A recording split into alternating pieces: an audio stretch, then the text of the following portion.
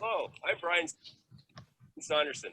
As Mayor of the Town of Collingwood, it is my pleasure to welcome you to the inaugural Habitat in Town's Collingwood World Summit. Our community is very excited to be partnering with UN Habitat and Urban Economy Forum to promote the UN Sustainable Development Goals, and in particular, goal number 11, to make towns inclusive, safe, resilient, and sustainable. Nestled on the shores of Georgian Bay, at the foot of the Niagara Escarpment, Collingwood is an active, accessible, inclusive, sustainable, and resilient community rich in history and culture. Our community enjoys a beautiful natural environment and historic harbor with more than 50 kilometers of shoreline, popular waterfront parks, and 70 kilometers of recreational trails for year-round enjoyment, hiking, biking, paddling, sailing, fishing, skiing, snowshoeing, skating, and more. Collingwood is home to a thriving art scene and exciting cultural events. Our historic downtown has a vibrant retail sector with art galleries, trendy boutiques, award-winning restaurants and cafes, and the historic Gaiety Theatre and the newer Simcoe Street Theatre. As a community with a proud history in shipbuilding for over 100 years, building some of the largest Great Lakes freighters, we learned the importance of sustainability and resiliency with the closure of the shipyards in 1986. We remediated the harbor, transforming it from an industrial site to a clean and vibrant recreational hub.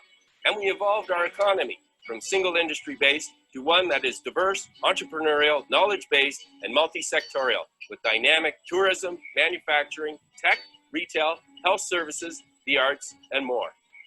Town council and staff work together to promote and further community decisions that are progressive, accountable, and sustainable, protecting and leveraging Collingwood's core strengths and aligning with the community-based strategic plan. Discover more about the town of Collingwood at www.collingwood.ca. Amazing. Thank you indeed, Mayor Saunderson. Now we have also hope on the horizon every as well from Collingwood. We will transition to Mayor Saunderson's keynote remarks first. Okay, thank you. Mayor Saunderson, please.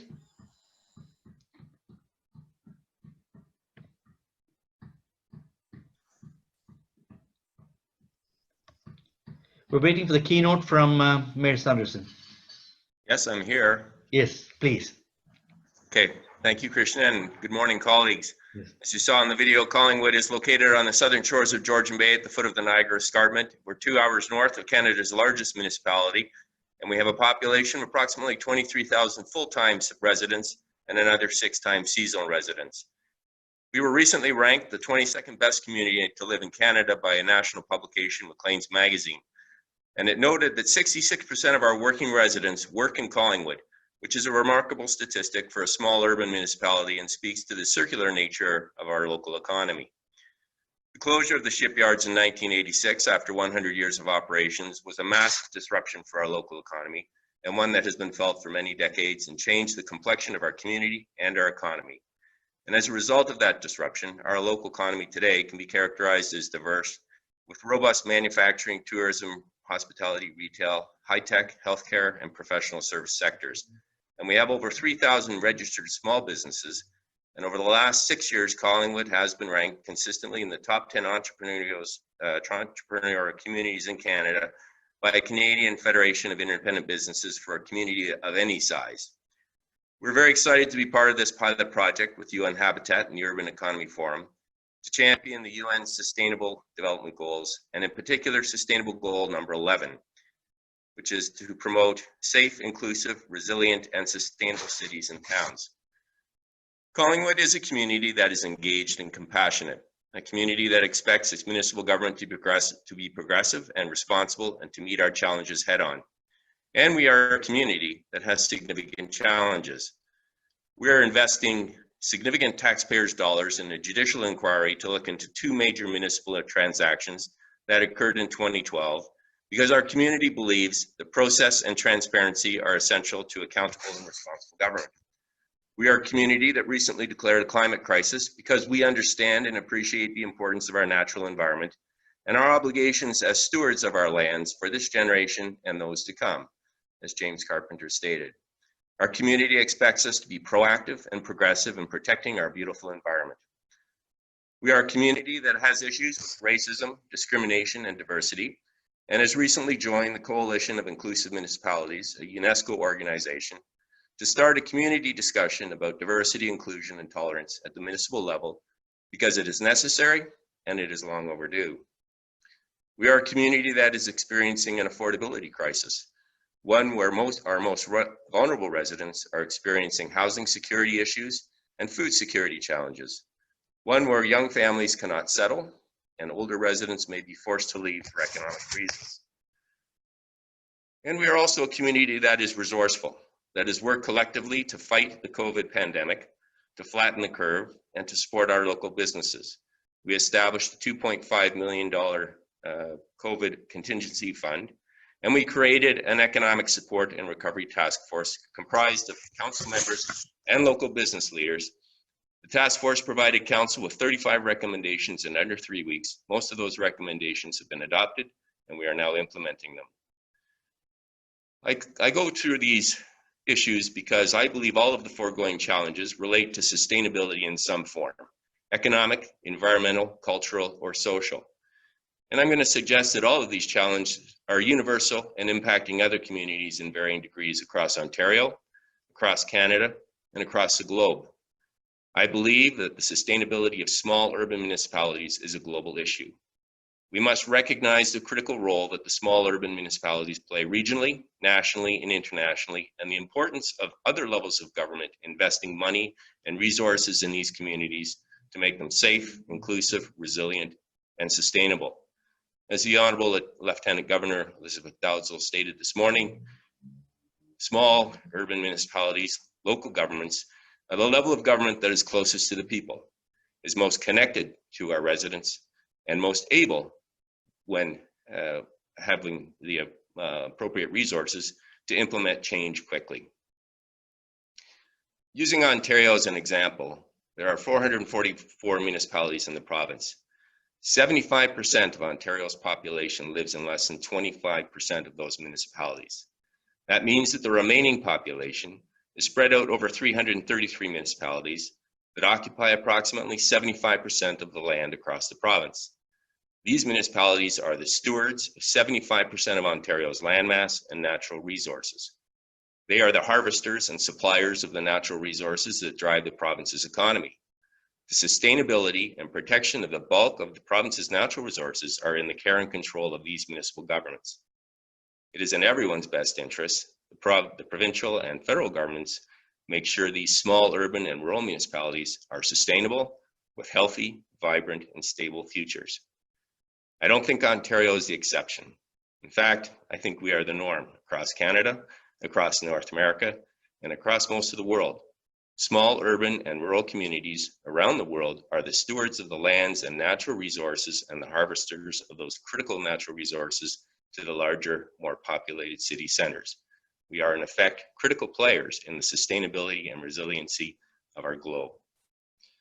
And now we have a new challenge coming at us. For many years, people have been migrating from small urban and rural municipalities to large and urban centers for work and lifestyle reasons. In Collingwood, we are already seeing that the COVID pandemic is changing that migration, and we are seeing people leave the larger urban centers to move to our community due to health concerns, lifestyle changes, and workplace flexibility. This will bring new pressures to the smaller urban centers in terms of housing, healthcare, social service, and infrastructure needs. These pressures will tax the sustainability of the smaller municipalities and require significant investment by the municipalities and by other levels of government to meet the needs. As has been mentioned this morning, it is one of the primary goals of this inaugural Habitat in Town Summit that we work together to establish a town leaders global network consisting of municipal leaders from around the world to represent and promote the diversity, prosperity, and sustainability of towns and small urban communities globally. To be a network of leaders to share relevant resources, knowledge, and best practices on critical issues and challenges, to support global learning and communities throughout events, to influence and share policies that impact towns, and to raise the collective profile of towns nationally and internationally. I hope you, as my colleagues, will join me as we work together over the next 2 days and for the months and years to come to create a vehicle for advancing the interests of towns and small urban communities around the world. Thank you, merci, and miigwech. Thank you very much, Worship Mayor Anderson, for indeed explaining the central role that Collingwood is playing, being a window to the world on sustainability. Of course, it is also an example of how, actually you can think locally and act globally. That's kind of a new phrase that we may have to coin, following the example of Collingwood in establishing the global network of towns and small municipalities. Thank you again, and I hope to have you throughout this summit. And now we have Tina Comey, engineer and counselor. She has been working as a wireless communicator, and also she's passionate about community engagement, advocates for policies that are focusing on women, families, and the environment. And may I then request Tina Comey to come to the fore. Tina. Hi, okay, thank you. Can you hear us? Yes. Thank you. Yes. I'm here with Prabha, and Prabha, we yes. are... Hi, good morning. Morning, Prabha. Can you say a bit about yourself? I'm sure, absolutely. So I'm Prabha Mattapalli. So I have a background in operations. I'm a resident in Collingwood, and Tina and I are just going to speak very briefly about a video that we've put together for the summit. Wonderful. Looking forward to seeing that. Indeed, please. Thank you. So Prabha and I are here at my dining room table, and we feel that's very fitting because this is where so many grassroots movements, as you said, to act locally, but think globally. And so many grassroots decisions are made around a table just like this at a home. Decisions to make change, decisions to try to make a difference, decisions to lead. And we hope, as Prabha will describe, that our video inspires some of that. So many of us, if not all of us, are facing these issues that we highlight in the video. And we hope that the video not only encourages discussion, but more importantly, we hope that it inspires action. I think we're ready for the video now, Alex.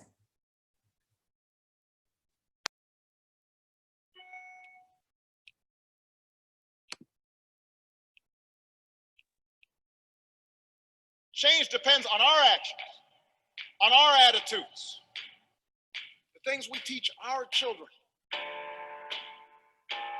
If we make such an effort, no matter how hard it may sometimes seem, laws can be passed, and consciences can be stirred, and consensus can be built.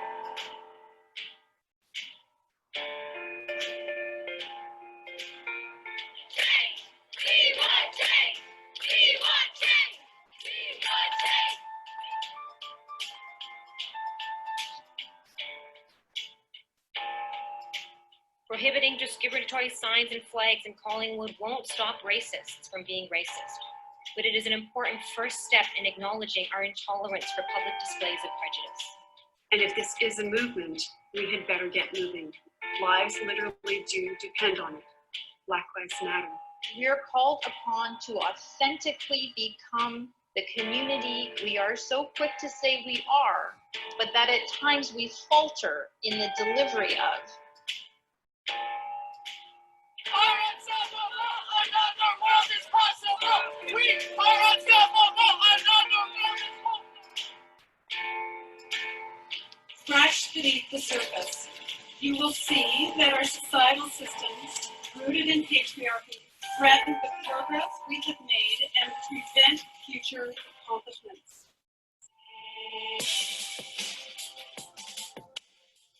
Our town is speaking, and it is not just people of color. I am so proud of this town.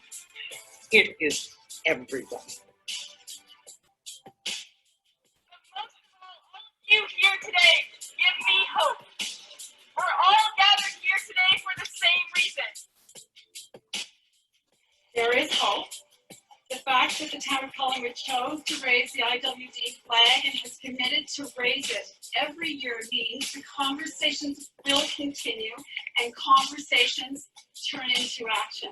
I want girls around the world to know they matter and they deserve education and a good life. I want girls in Collingwood to support one another and cheer each other on. Let's be positive, caring, and inspiration for girls everywhere.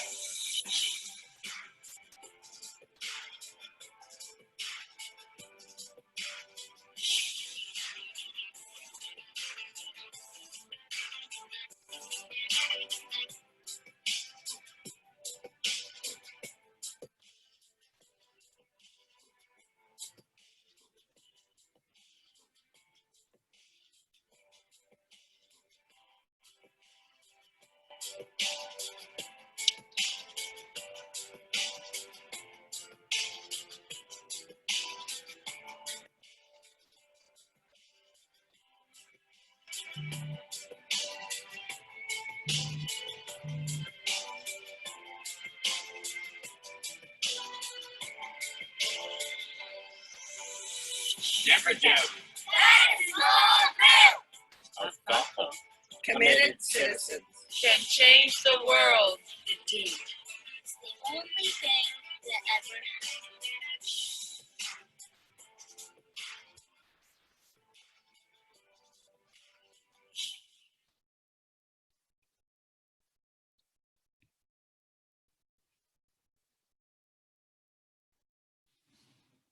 Yeah, please. I have a question on coronavirus, but first, you were just Are we through with the videos? Yeah. We are, yes. Yeah. Thank you very much indeed. Thank you very much indeed. And do you need to explain a bit more on this, or can we carry on? I think that's fine. If anyone would Yeah, like to please. watch the Yeah, video yeah. again. Thank you. So I'm getting nice, good comments and chats on it. Thank you very much. Now we'll have a brief break after a very Sorry, Krishna. extensive, indeed. So we will have say about 15 minutes break, Alex. I would just like to play a quick video. Hi, everybody. Alex here. Just like to play a quick video. It's on the gathering circle, and then we will, because we are ahead of schedule here, and then we will move to about a 15-minute break. So our gathering circle video first.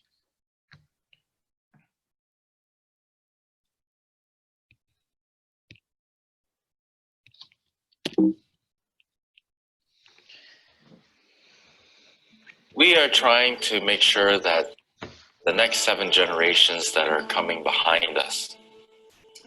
So these are children that aren't even on the earth yet, spirits that aren't even born. We want to make sure that we leave them something that is full of love, full of wisdom, full of honesty, full of humility, full of bravery, full of respect, and of course, full of truth. So the gathering circle is really about awakening that truth.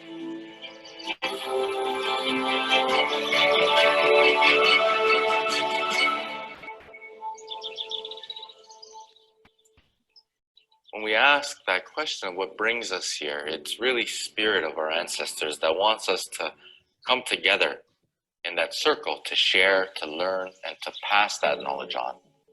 And it would represent a kind of a reconciliation to the land and the people who had made Collingwood their home for generations and generations before contact.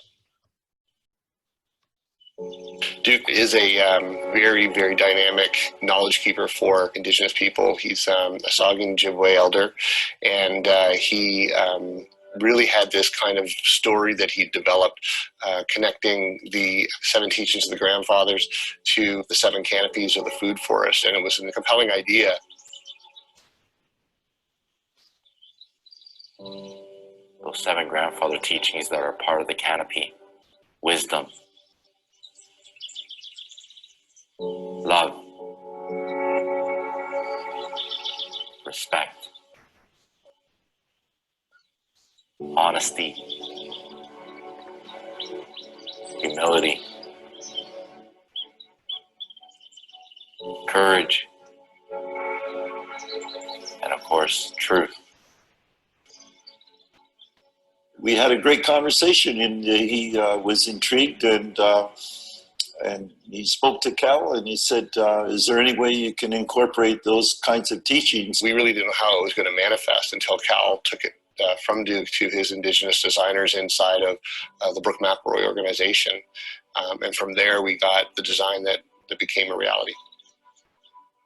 We try and identify opportunities in these projects for Indigenous placemaking, restoring Indigenous presence, and make sure that that work is actually being done by Indigenous practitioners.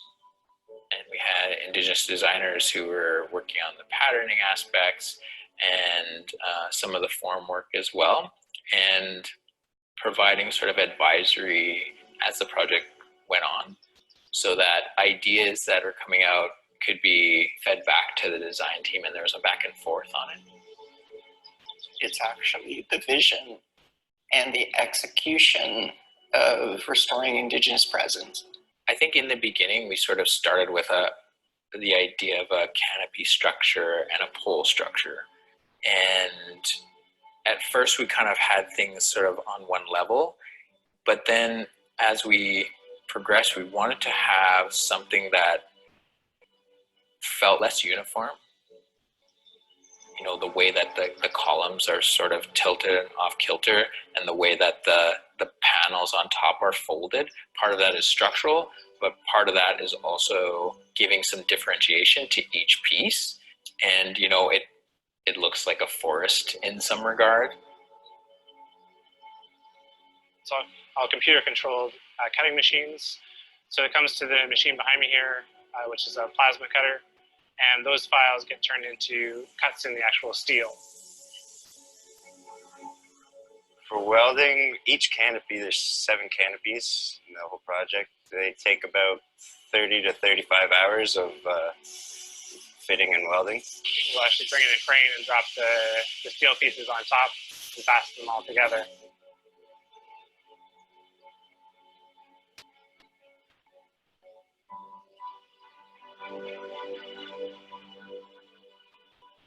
I mean, as a landscape architect, you know, my chosen medium is the natural environment.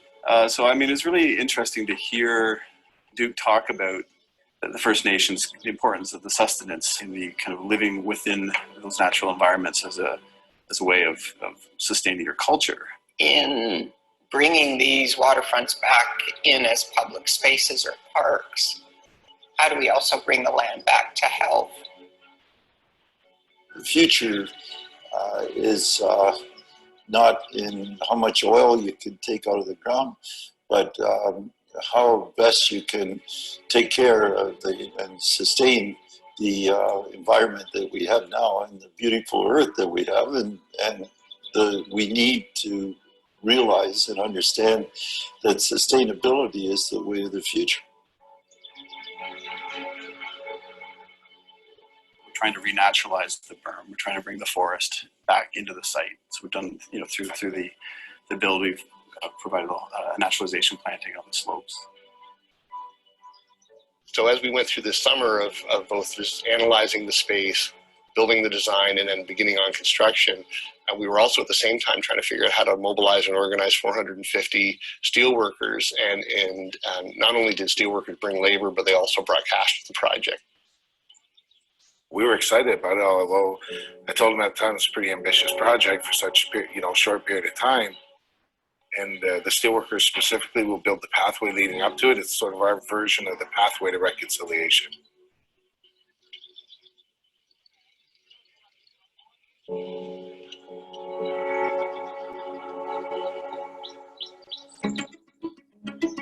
I think the result is not unprecedented, but a really interesting piece where you have multiple Indigenous designers feeding into a project. There's something magical that happens when you do have that kind of gathering of Indigenous designers. So my hope is that by creating a space where the stories can be told and where recognition can occur, that will encourage dialogue. Dialogue will create reconciliation, because I think it has to start with recognition.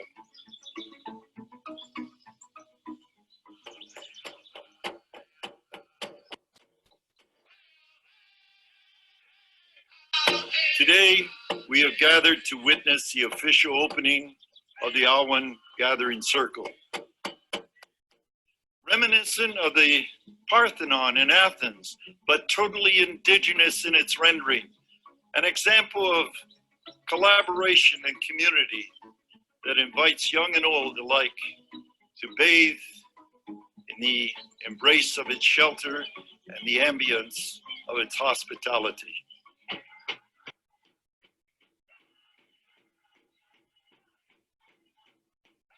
It really is about spirits coming home. And so we woke those ancestors up.